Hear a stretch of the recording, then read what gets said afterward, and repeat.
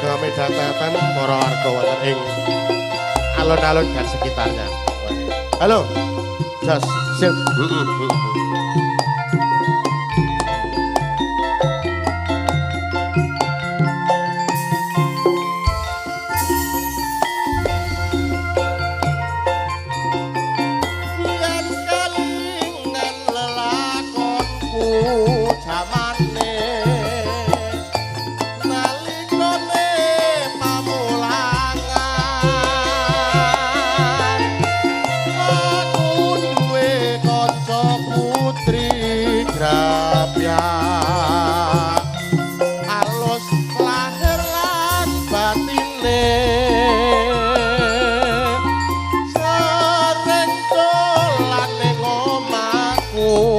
Parlune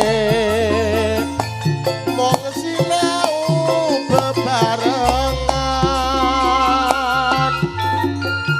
suwe-suwe aku tresno marga kelingan ireng manise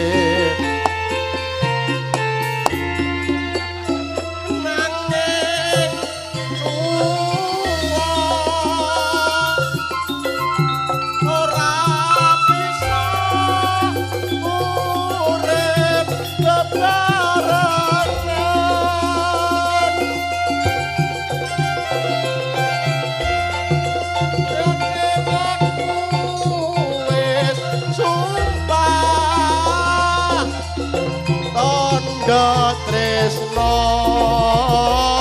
lahir batin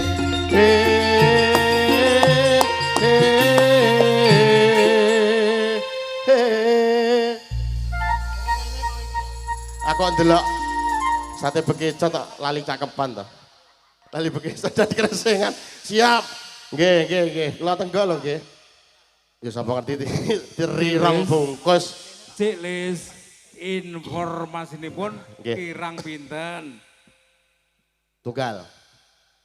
Lanjut. Mong jalaran pepisan dipaksa omah wong tuane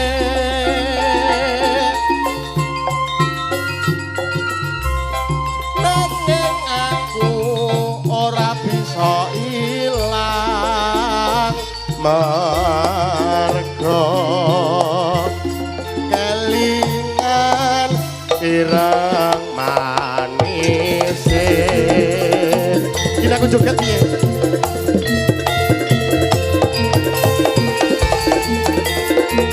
aku joget piye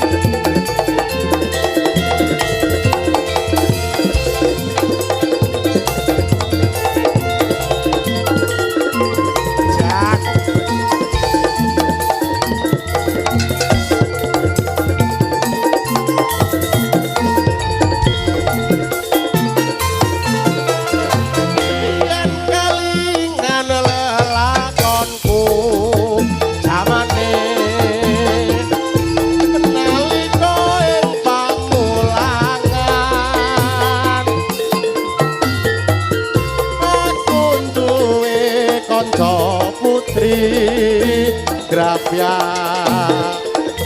alus lahir lan batine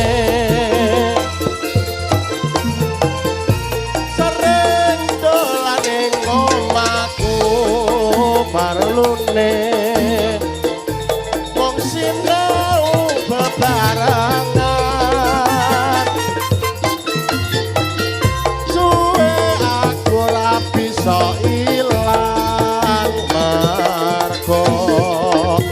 kelingan ireng manis nanging tuwa ora bisa urip bebarengan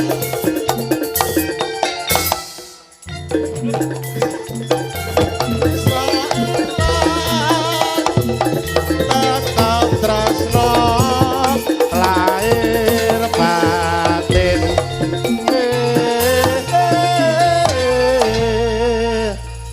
Ngoten nggih, jaibonge ra dimaunut ngoten nggih.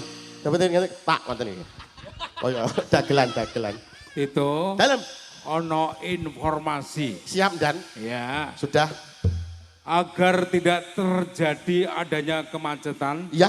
terutama membuat para pengunjung semuanya Nggih. yang datangnya dari arah selatan harap belok ke kiri Oke kiri.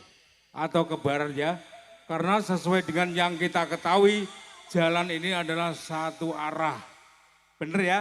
Yo, ngoten nggih. Monggo kagem pro pamirsa supados boten macet. Nggih. Dados kagem panjenengan ingkang sakmenika saking kidul. Supados menggok ngiri Iki piye to? utawi ngilen. Nggih para pamirsa ingkang sampun lampah menika jenengan menggok ngiri nggih. Mangke nek jenengan Radin Desel mangke rombong burger kebab sosis ketut ngoten nggih.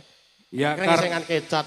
karena jalanan ini adalah satu arah demikian ya. Betul. Lanjut tuh. Jalaran pepisan dipaksa ngomong-ngomong wong tuane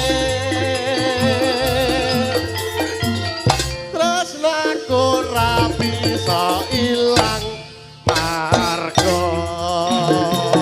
kelingan ireng manise.